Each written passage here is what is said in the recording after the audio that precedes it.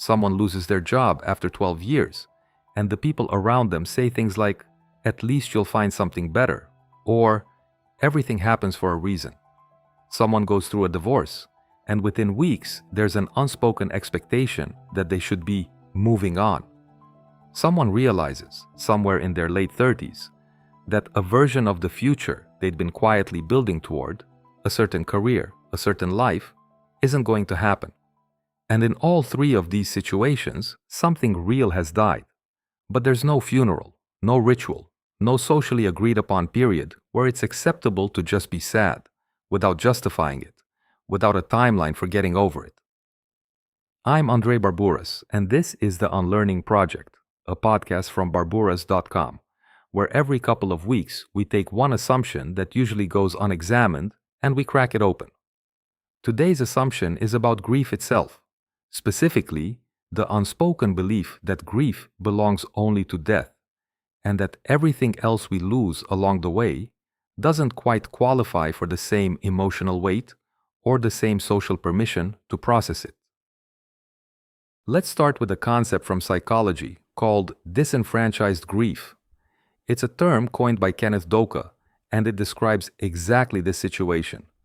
Grief that isn't socially validated, because the loss itself isn't recognized as the kind of loss that's supposed to produce grief.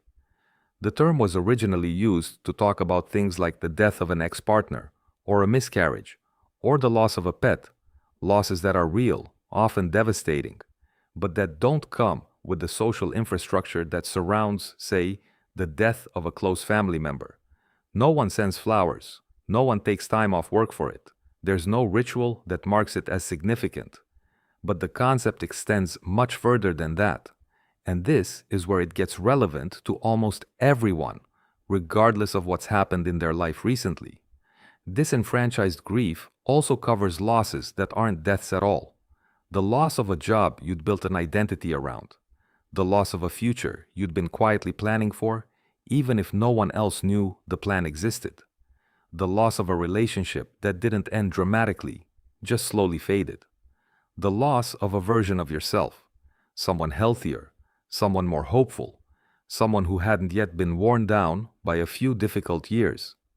These are not small things, and yet, because none of them come with a body, a ceremony, or a recognized social category, they often get processed, or rather not processed, in near silence. Here's why this matters more than it might initially seem to. Grief isn't just an emotion that happens to you when something is lost. Grief is, in many ways, the process by which a loss gets integrated. The mechanism through which your sense of identity, your expectations, your internal model of the world, gets updated to reflect a reality that has changed. When that process has social scaffolding around it, rituals, community, an agreed period where it's understood that you're in mourning, the integration has somewhere to happen. There's a structure for it. People around you adjust their expectations of you, at least for a while. You're given, implicitly, permission to not be okay. When a loss doesn't get that scaffolding, the grief doesn't disappear. It just loses its structure. And grief without structure tends to go one of two ways. It either gets suppressed, pushed down, postponed, often indefinitely, or it leaks out sideways, showing up as irritability, exhaustion, a kind of low-grade flatness that doesn't have an obvious cause, because the cause was never named as something worth grieving in the first place. Let's take the job loss example, because it's one of the clearest illustrations of this. In most professional cultures, the expected emotional arc after losing a job is something like brief disappointment, then pivot to action, update the resume, network, find the next thing. And there's nothing wrong with that arc in itself. Moving forward matters.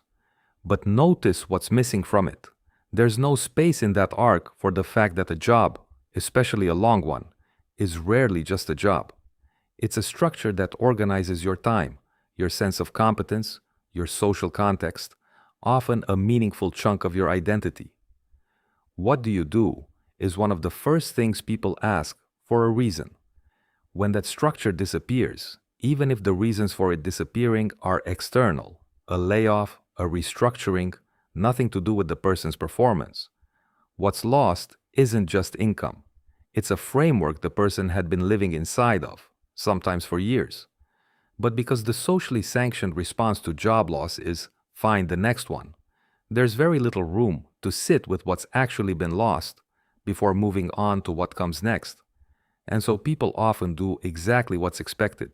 They pivot, they search, they perform forward momentum, while underneath, something that hasn't been acknowledged at all is still sitting there, unprocessed.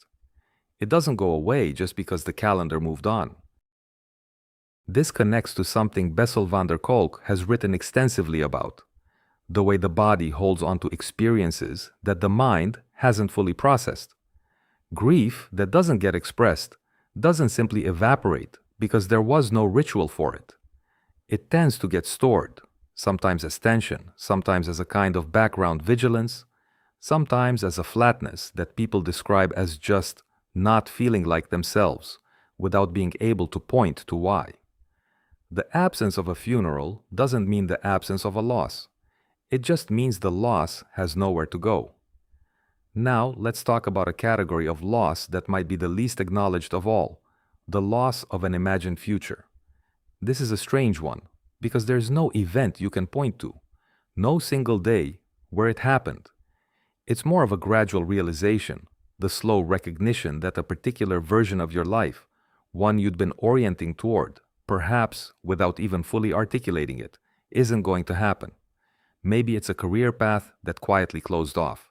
Maybe it's a relationship or family structure you'd assumed would exist by a certain point and didn't. Maybe it's simply the realization that the person you thought you'd become by now, more settled, more arrived, more certain, isn't the person you actually are and may never be. There's no ritual for this at all. There's no social category for grieving a future that didn't happen, because by definition, nothing observable occurred. From the outside, nothing changed. You're still here, still functioning, still showing up. But internally, something has shifted. An imagined version of your life has quietly closed, and there's no acknowledgement process for that, not from others, and often not even from yourself, because it can be hard to even name what's being grieved. It's not a person, it's not a job, it's a version of the future, and versions of the future don't get obituaries. I think this is part of why certain transitions, turning 40, a friend's wedding when you'd expected your own life to look different by now, watching someone younger reach a milestone you'd once assumed would be yours, can produce a disproportionate emotional response that's hard to explain in the moment. It's not really about the specific event. It's that the event makes visible, briefly, a loss that's been sitting there unacknowledged, sometimes for years.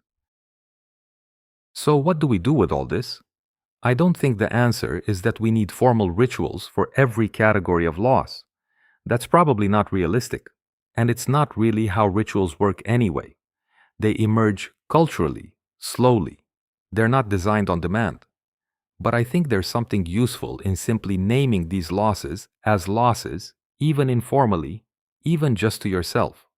Not to dramatize them, and not to get stuck in them, but because naming a loss as a loss is often the first step in the process that grief is actually for.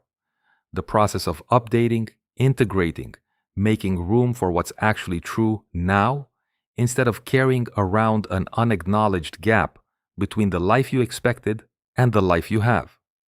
Here's what I'd like to leave you with. Think about whether there's something in your own life right now, something you've moved past, on the surface, pivoted from, adjusted to, that you've never actually allowed yourself to grieve. Not because you're not strong enough to handle it, but because nobody, including you, ever quite named it as something worth grieving in the first place. What would change if you did? That's it for this episode of the Unlearning Project. We'll be back in 2 weeks with another one. Until then, be a little gentler with whatever you're quietly carrying.